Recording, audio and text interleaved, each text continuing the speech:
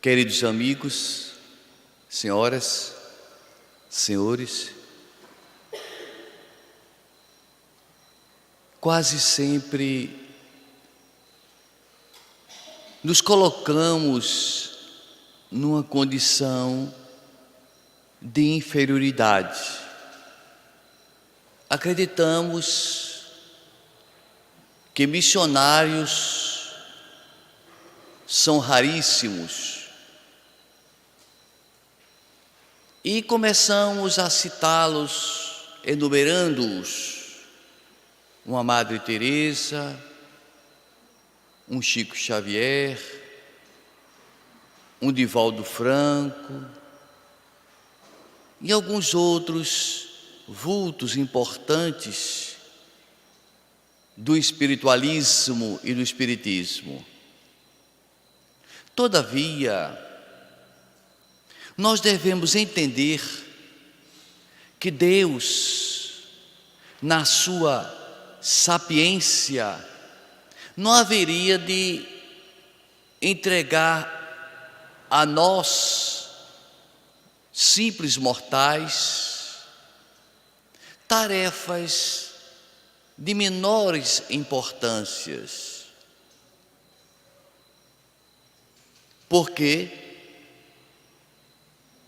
embora não tenhamos a eloquência de um Viana de Carvalho, de um Padre Antônio Vieira, de tantos outros oradores fabulosos, missão não se limita à tribuna, à psicografia. Existe uma missão que praticamente todas as pessoas a detêm, que é a missão da paternidade e da maternidade. Achamos missionários distantes de nós, quando nós somos missionários. Não como se fossem espíritos de escola, mas trabalhadores da pedra bruta, do trabalho pesado, do desenvolvimento de valores morais. Todos nós começamos com os recursos da filiação. Nós somos filhos de Deus, filhos que nossos pais adotaram ou tiveram, mas chega um estágio, chega uma época que Deus convoca-nos para a missão ímpar de ser pai, de ser mãe. E essa missão não está restrita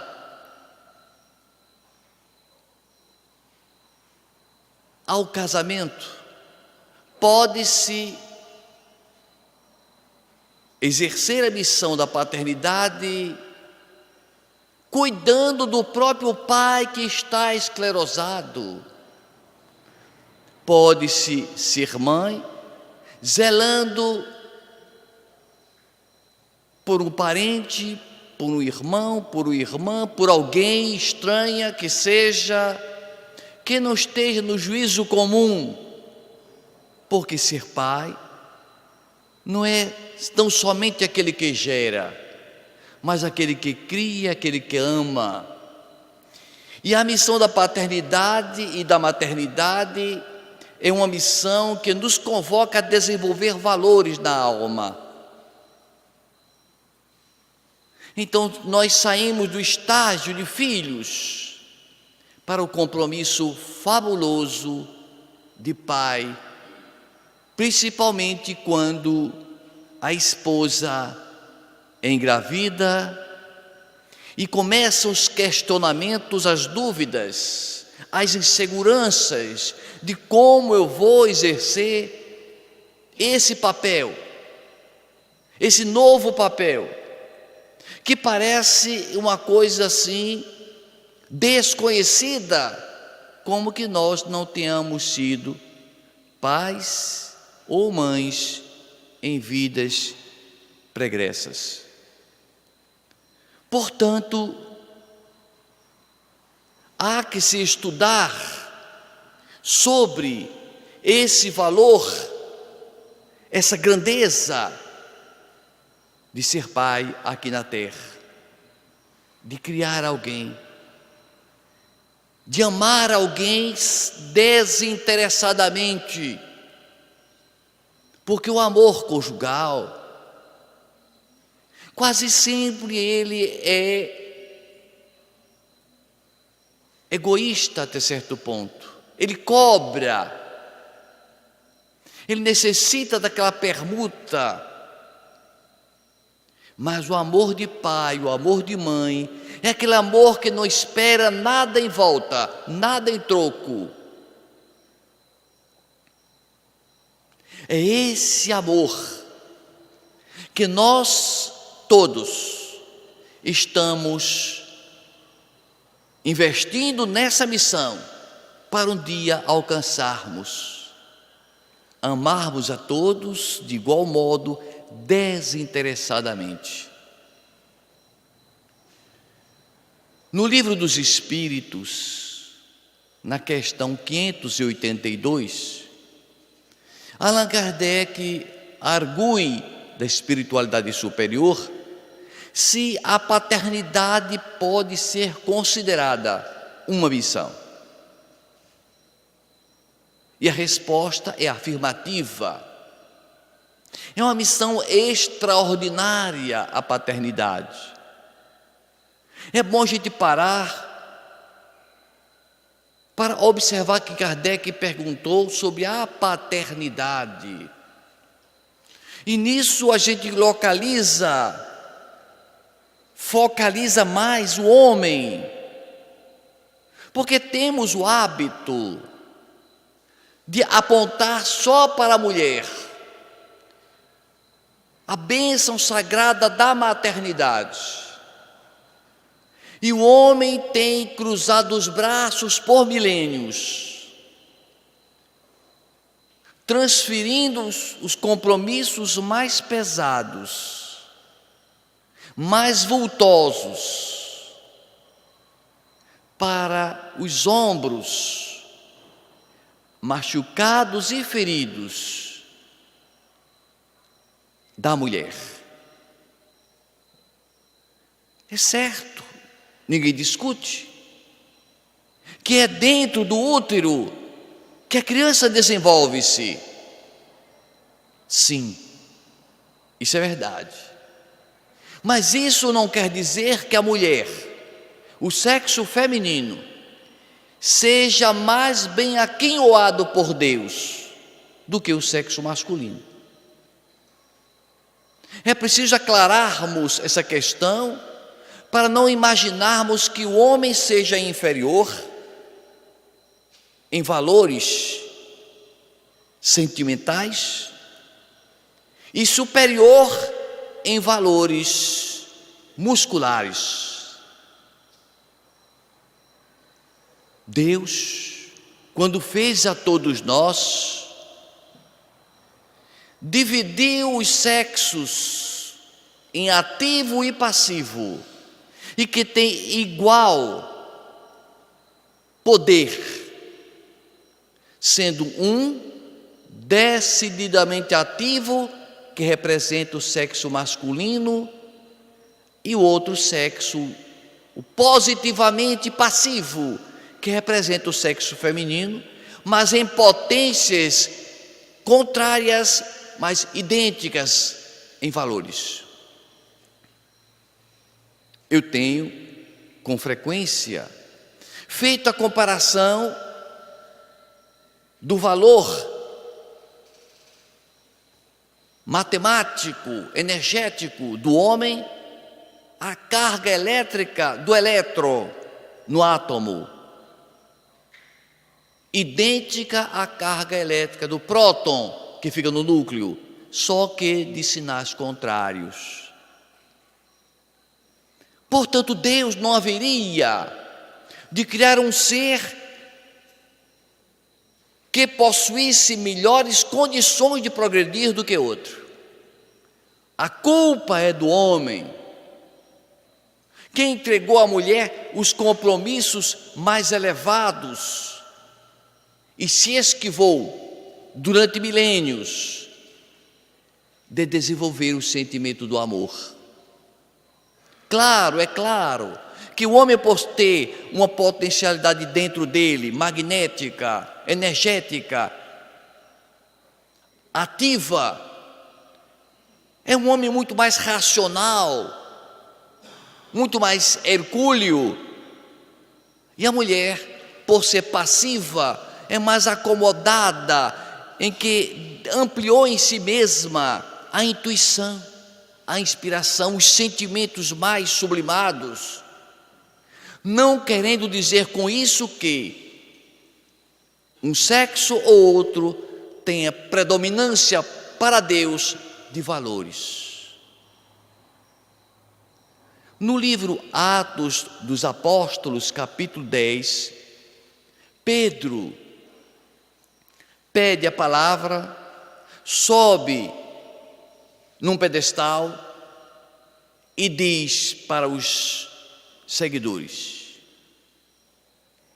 estou absolutamente convencido que Deus não faz acepção de pessoas. Deus não privilegia gordo, magro, alto, baixo, alvo, escuro, homem ou mulher. Deus não faz acepção de pessoas.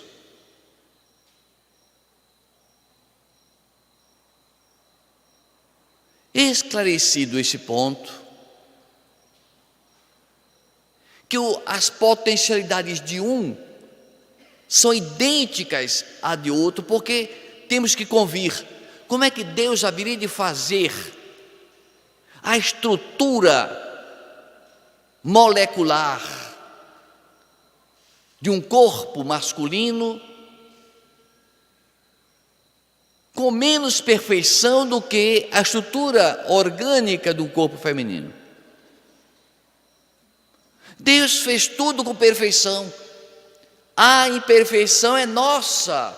E se estamos perdendo tempo e marcando passo nas oportunidades, a culpa é nossa. Absolutamente nossa. Lógico, nós sabemos que guardamos em nosso inconsciente ou no nosso consciente coletivo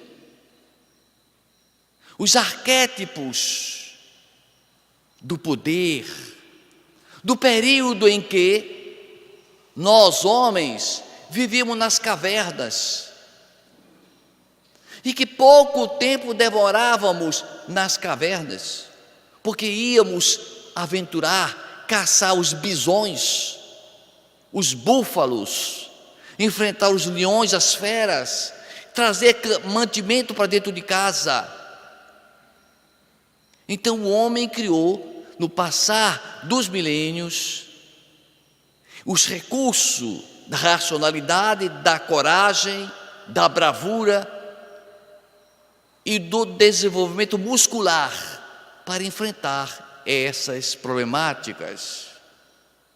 E a mulher, sem qualquer dúvida, por conta de ficar mais passiva, mais recolhida, ela zelava pela manutenção da vida dos bebês, das crianças.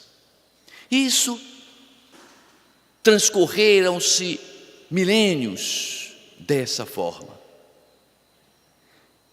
até que surge o período da industrialização. Século XVIII, final do século XVIII, século XIX, na Inglaterra, depois de toda a Europa,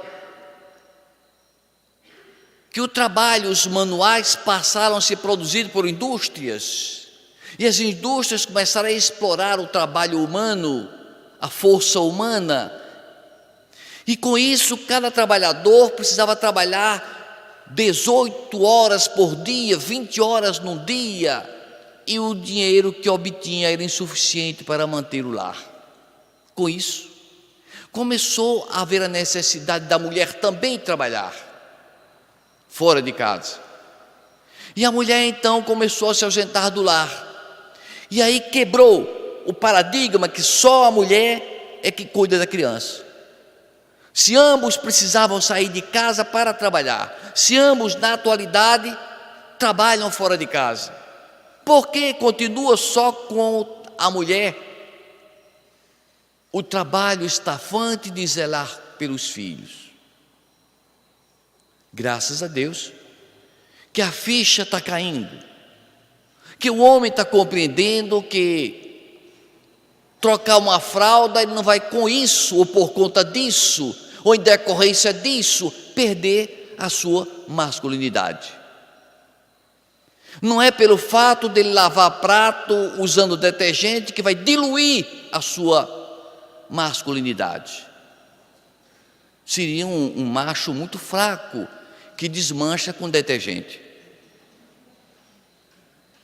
Então nós precisamos agora compreender que começa o amor a crescer em valores por conta de companheirismo. Vão se dar as mãos, um vai auxiliar o outro, porque juntos melhor vão conduzir nessa missão extraordinária de cuidar dos filhos, da prole.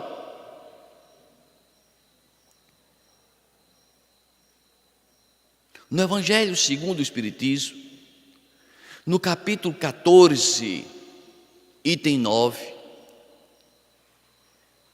o extraordinário espírito de Santo Agostinho, ele tece comentários sobre a missão dos pais. Que missão extraordinária há de ser pai.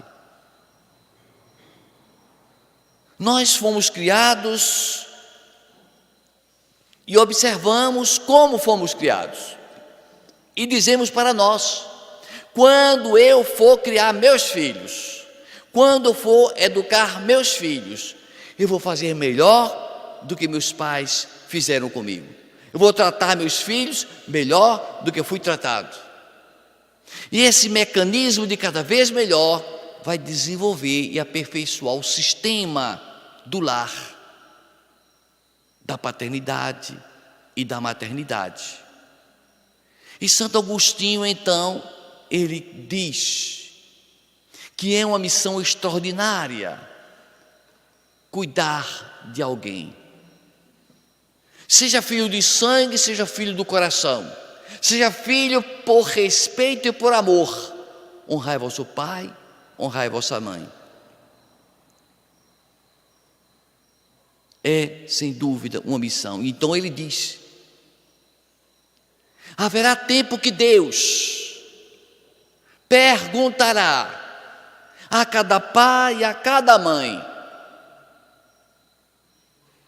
que fizeste das crianças que eu te confiei? Seremos cobrados. E nós, que nem sequer atentamos para isso, que essa cobrança um dia haja de ocorrer. Que fizeste dos filhos que eu te confiei? Deus confiou a nós missões. Nós somos missionários. Diríamos missionário lamparina, não tem essa luz toda não, mas missionários que podemos brilhar, que podemos crescer, que podemos servir, que podemos retribuir à vida o que dela recebemos. Porque seremos cobrados por Deus dos filhos que Ele confiou a nós, assim como cobrados por Deus do que fizemos do nosso corpo. Porque nós pensamos equivocadamente que este corpo seja nosso. Não o é. Este corpo foi dado por empréstimo de Deus a nós, que recebeu o DNA dos nossos pais, que fabricaram os corpos para nós.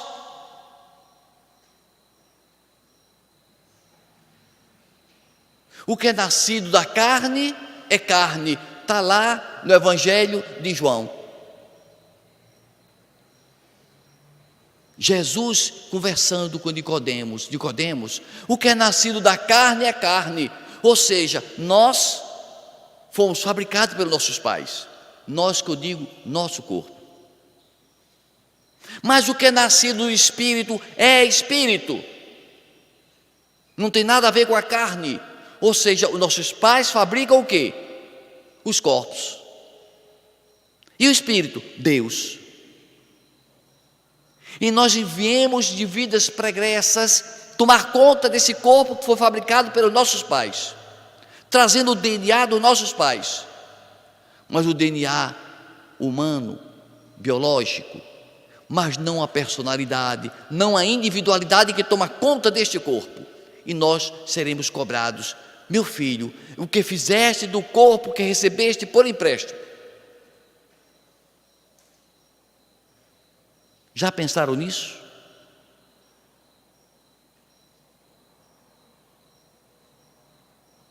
O que estamos fazendo para preservar a saúde do corpo? Eu como, que é uma beleza. Eu vou para os banquetes, exagero.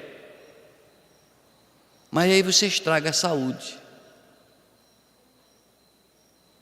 Eu nutro o meu corpo, eu vou a médicos, eu faço exames, ótimo, vamos zelar pelo nosso corpo.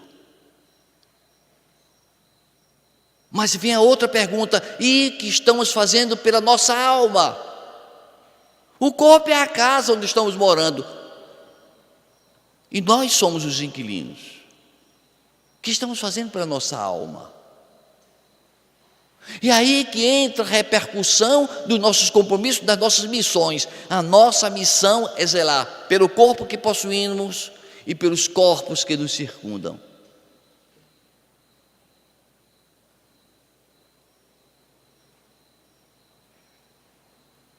Mas o homem, que passou milênios somente elogiando a mulher é uma deusa, a mulher é maravilhosa, só da boca para fora, na hora de ajudar, não.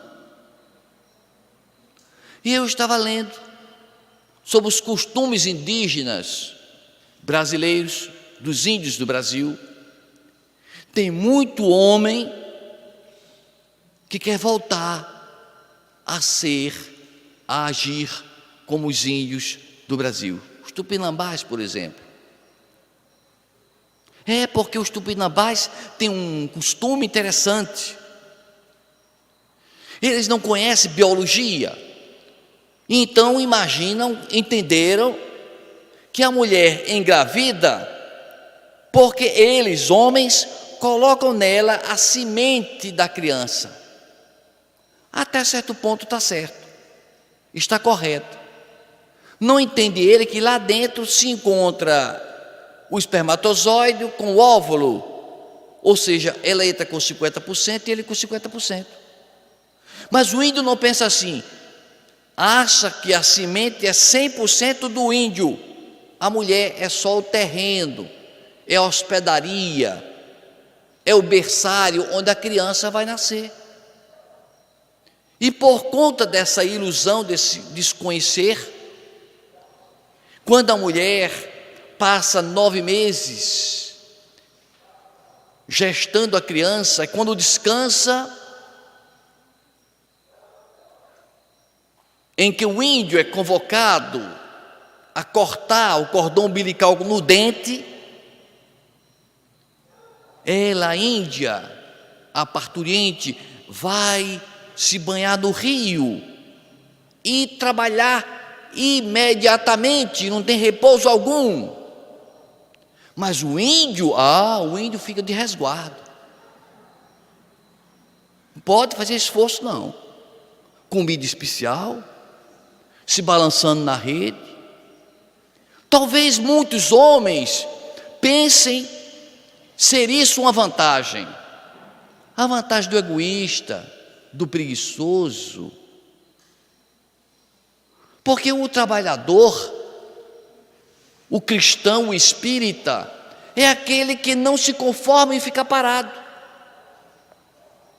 Parece que tem uma cordazinha ativada, ele fica zoando e correndo direto. Portanto, ficar sem fazer nada, embora para alguns preguiçosos seja o paraíso, para os trabalhadores é um inferno. O importante é trabalhar, o importante é servir. Deus nunca parou de trabalhar, afirmou Jesus. Eu trabalho todos os dias e meu Pai nunca deixou de trabalhar. Também pudera. Não pode Deus parar, o universo não pode parar, o trabalho é ininterrupto, e para nós entrarmos em sintonia com Deus, é preciso que a gente trabalhe também. É preciso que a gente trabalhe também. Portanto, nós precisamos reestudar o aspecto do papel do pai, do papel da mãe. Tristemente, nós temos observado homens que desconhecem as leis de causa e efeito, que colocam filhos no mundo, mas não assumem em vidas futuras, quando reencarnam em lares de drogados e viciados, que são abandonados em caixa de lixo, vai sofrer na própria pele a ausência do amor de pai e mãe. Porque nós, seres humanos, precisamos inelutavelmente de duas fontes de energia para sobrevivermos. Crianças, dependemos do carinho, da ternura, do amor maternal, que começa no leite que o seio lhe permite fornecer. Mas não basta um amor maternal para o equilíbrio psicológico da criança. É preciso que a criança perceba que existe no lar uma autoridade, o legislador, aquele que impõe letras rígidas, regras firmes, que impõe limites. Até parece que às vezes não tem sentimento, mas é preciso estabelecer a regra. É o caso dela dizer assim: eu vou chamar seu pai que você não quer mais me obedecer. Então esse equilíbrio de autoridade e misericórdia, juntos formular perfeito. Daí a importância do casamento, a importância da vivência do casal. Aí a importância de que exista dentro do lar a força passiva e a força ativa, independente que seja sexo masculino e feminino. Tem que ter dentro, energeticamente dentro, força ativa e força passiva, para que a criança, o filho, cresça com dois referenciais. Quando paira um medo, corre para o braço do pai. Quando paira uma saudade, corre para o braço da mãe. E desse equilíbrio é que se estrutura o caminho nosso do homem desenvolver os sentimentos da afeição, do afeto e do carinho que ele precisa desenvolver. É por essa trajetória que a mulher precisa exercitar, no passar dos anos que se sucedem, o aprendizado da energia, da racionalidade masculina. Ou seja, há uma troca de experiências do casal. O lar, esse grande laboratório, nos propicia esse aprendizado fantástico. fabuloso. Leonardo Boff, franciscano, da Ordem dos Frades Menores, descendente de italianos. Ele diz que nós precisamos de um lar, como os pássaros precisam de um ninho, de um lugar que a gente sinta vontade de voltar, onde a gente se fortaleça, onde a gente se sinta seguro, é o lar.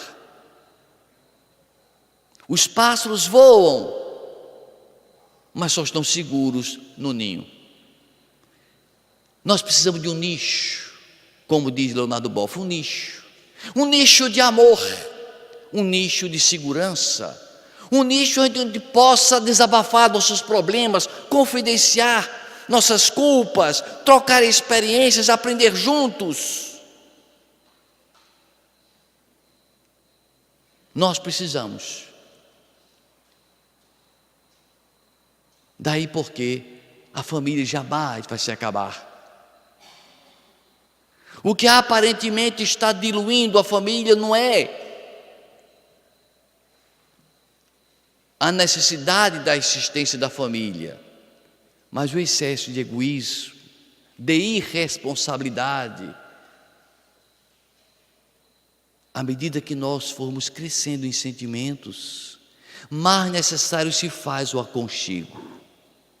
Porque amigos, a gente só os tem quando estamos bem da vida, bem de vida. Mas quando estamos no aperto, no desespero, só quem nos socorre é a família.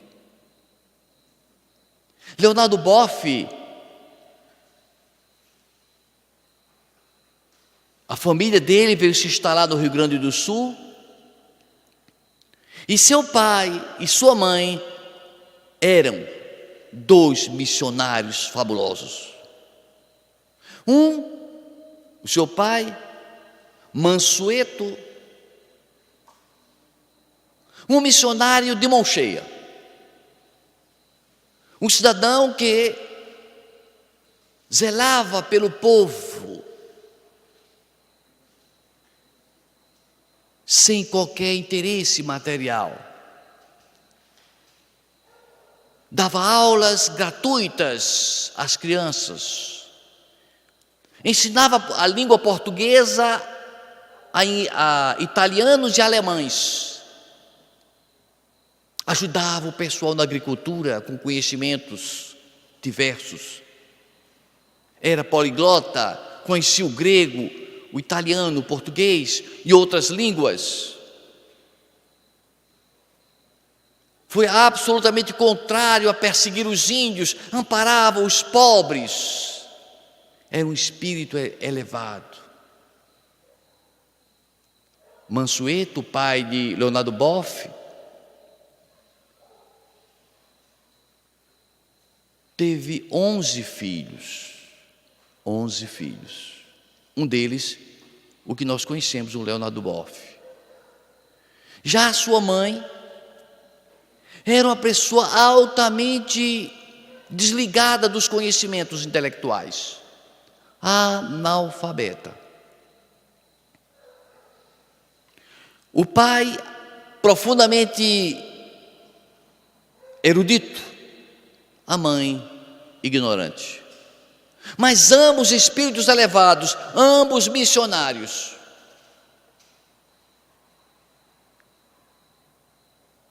Um dia, a mãe de Leonardo Boff, que recebia das mãos dele, do seu filho, fita cassete, onde estavam gravados os livros que ele escrevia para que ela escutasse, porque ela não sabia ler os livros. E então, ela ficava ouvindo, ele ficava explicando, ela dizia: mas meu filho, você é muito inteligente, meu filho. Eu nunca ensinei isso a você, você está tão desembaraçado. Mas um dia, sua mãe lhe faz uma pergunta que ele fica tonto.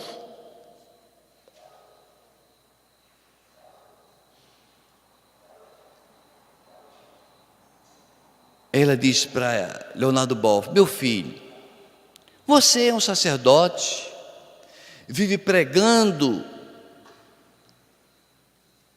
acerca de Deus, porque para o católico, Jesus é Deus. Para o espírita, Jesus é o nosso irmão maior, filho de Deus, como nós somos filhos de Deus. E ela, tanto quanto ele, consideravam Jesus Deus. E ela pergunta ao seu filho: meu filho, você tantos anos pregando o evangelho de Deus, você já viu Deus? Ele assustou-se: mamãe? Mãe? Que pergunta, mãe? Não, meu filho, é uma curiosidade de sua mãe. Você já viu Deus? Porque nada mais indicado um teólogo ver Deus. Passou a vida estudando Deus, teologia, pregando Deus. Você já viu Deus, meu filho? Mãe, ninguém vê Deus não. Deus é invisível, Deus ninguém consegue ver não, mãe. Ela calou-se. Era para ver, meu filho, tantos anos, escrevendo tanto, estudando tanto, ainda não viu Deus. E você, mãe, já viu Deus por acaso? Já, meu filho. Já viu, mãe? Como?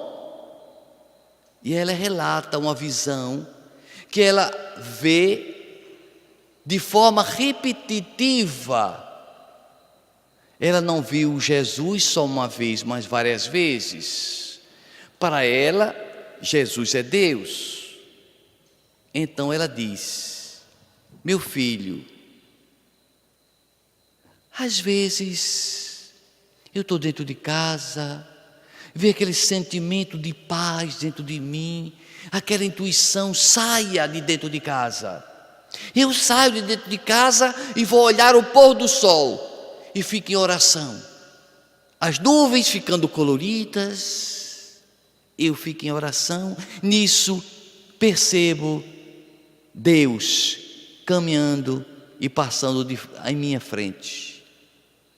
Quando chega bem defronte de mim, se vira para mim e sorrir,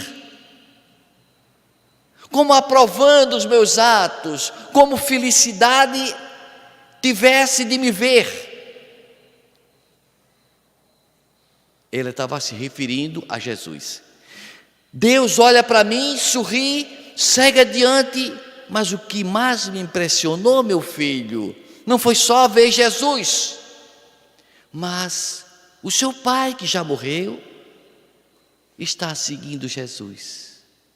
Logo atrás de Jesus, seguindo os passos do Mestre, seguindo os passos de Deus, Mansueto, seu pai, também vai atrás.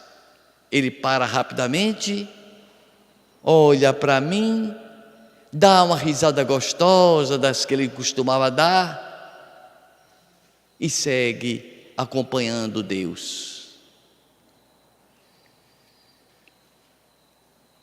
Ou seja, a vida do pai de Leonardo Boff foi uma vida missionária de fazer o bem ao próximo. E quando chegou do lado de lá, ele foi arguído: que fizeste, filho, das crianças que te confiei? E ele evidentemente disse: fiz isso, isso e isso. Vem comigo, anda comigo, serve-me. Mansueto era tão evoluído que quando se aproximou a data do seu desencarne, ele já sabia e já comunicava aos parentes que estava chegada a sua hora, que não se preocupassem, que ele iria manter diálogos íntimos com Platão e com Santo Agostinho. Eu fico surpreendido. Como é que um católico da ordem dos jesuítas Imagina-se conversando com Santo Agostinho, com Platão, com outros espíritos, quando alguns religiosos imaginam que quando chega do lado de lá, fica na amnésia, esquece tudo, o que não é verdade. Não é verdade. Quem lê o Evangelho de Lucas, capítulo 16, vai perceber que no outro lado da vida, nós continuamos com a nossa consciência plena. Nós não nos esquecemos nem dos parentes que ficaram e nem dos compromissos que abandonamos. Nós seremos cobrados pelo que fizemos, pelo que deixamos de fazer, seremos cobrados. Está lá em Lucas capítulo 16, Jesus contando uma história, porque não é muito bem uma parábola, é uma história verídica, que é a história de Lázaro, do mendigo, que vivia com a pele coberta de chagas, delirando em febre, as feridas purulentas supurando, e que o único conforto que ele tinha era o alívio que sentia quando os cachorros, quando os cães lambiam suas feridas. E Lázaro, conta-nos Jesus, foi colocado por pessoas caridosas diante de um palacete, porque ele tinha dificuldade de locomoção, e o dono do palacete, um homem riquíssimo, se regalava, que se fartava, que bebia dos vinhos mais caros, que ouvia as músicas, as danças, as festas, todos os dias, sem imaginar que tudo que tem começo tem fim. A vida tem fim. E um dia Papai do Céu chamou o rico para prestar contas do outro lado da vida. E diz o Evangelho, chamou o rico e ele foi levado à sepultura, ou seja, a sua alma acompanhou o cadáver até o sepulcro. Depois foi levado para o mundo espiritual. O pobre Lázaro morreu e foi arrebatado pelos anjos, foi levado pelos anjos. Foi diferente. O Lázaro, o chagado, ficou completamente são e foi gozar de paz espiritual porque pagou suas dívidas da terra. O rico, que não tinha piedade de pobre de ninguém, foi sofrer nas trevas e sentir sede de água, fome e sede. Mas como ninguém que está lá esquece daqui, ele levou o olhar para o mais alto e disse: Pai Abraão, pede a Lázaro, que vivia na porta da minha casa, que traga um pouquinho d'água, molhe o dedo num potinho de água e passar na minha língua, nos lábios estão ressecados. Ou seja, o Novo Testamento esclarece-nos que quando chegamos lá, nos lembramos dos parentes que ficaram, do que aconteceu no passado, do que fizemos, do que deixamos de fazer, porque seremos cobrados por tudo que nós não realizamos e que apenas prometemos. Nós podemos dizer que os filhos que nós cuidamos são talentos que Deus coloca em nossas mãos. São talentos que podemos fazê-los crescer e multiplicar em si. Nós, quando criamos alguém, educamos alguém, fazemos o máximo para aquela pessoa crescer, intelectual e moralmente, então estamos fazendo aquele talento multiplicar-se. Quando Deus confia a nós, nossos filhos, ou seres que nós cuidamos como se fossem nossos filhos, são talentos colocados à nossa mão, para cuidarmos e para melhorarmos. Então está lá, no Evangelho de Mateus, capítulo 25. Capítulo 25 do Evangelho de Mateus. A parábola dos talentos, que nós vamos aqui usar como referência para a paternidade e a maternidade. Conta-nos Jesus que o Senhor dos Senhores resolve um dia conversar com seus servos, nós, e chega para os servos e diz assim: venham até mim, eu preciso me ausentar e quero entregar a vocês, para que vocês cuidem, zelem, multipliquem os talentos. Eu vou estar ausente. A você, que eu sei que tem condições, aqui estão 5 talentos. É evidente que na parábola refere-se a talentos como valor monetário, dinheiro. Mas estamos aqui associando ao talento de filhos. A você eu vou lhe entregar 5 talentos. Pega esses 5 talentos, cuide para que esses talentos se multipliquem, cresçam em valor. Eu voltarei da viagem e vou cobrar, e vou perguntar o que fizeram dos talentos que eu confiei. Chamou outro servo e disse: olha, eu vou entregar a você 2 talentos. Cuide desses 2 talentos com muito carinho. Não desanimem, invistam, sacrifiquem-se, porque eu, quando voltar da viagem, eu vou perguntar o que fizeram dos 2 talentos. Vou querer que os talentos se multipliquem. Da mesma maneira, chamou um servo e disse: olha, você vai ficar apenas só com 1 talento. É pouca missão, pouco compromisso, mas é 1 talento. Cuide, zele com amor. Eu vou cobrar depois. Passa-se o tempo e aquele senhor volta. Chama o servo a quem ele confiou 5 talentos e pergunta a ele: que fizeste, meu filho, dos 5 talentos que eu lhe entreguei? Ah, Senhor, eu peguei os 5 talentos, comercializei, investi, trabalhei, troquei mercadoria, produtos e transformei os 5 em 10. Agora estão aqui os 5 mais 5, está dobrado o seu valor. Ó servo fiel, do pouco que eu te confiei, você zelou muito bem. Servo fiel, fica na minha direita. Chamou o outro que te entregue 2 talentos, disse: servo, que fizeste dos 2 talentos que eu te confiei? Ah, Senhor, eu trabalhei, eu suei, eu fiz tudo, me esforcei, os 2 talentos transformaram-se em 4 talentos. Parabéns, meu filho. Ó servo fiel, que de 2 fez 4 talentos. É como aquele pai que recebeu 5 filhos, 5 talentos, e fez os 5 filhos pessoas formadas, educadas, honestas.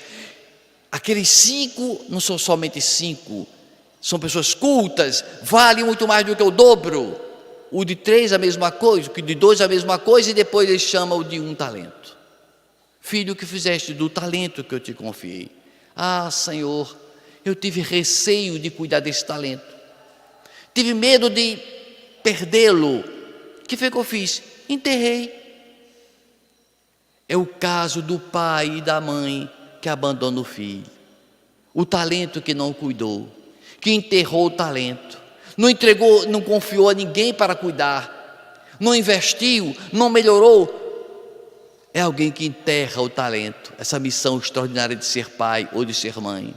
Jesus disse: ó servo ingrato e infiel, serás lançado onde há choro e ranger de dentes. E Deus perguntará a todos nós, a cada um de nós: filho, que fizeste dos talentos que eu te confiei? Não importa se esses talentos sejam filhos, sejam pais velhos, sejam criaturas enfermas, sejam filhos adotivos, seja alguém que a gente está amparando, não importa. São talentos que Deus confiou a nós. Que fizeste dos talentos que eu te confiei? E se não cuidastes, serás lançado onde haverá choro e ranger de dente.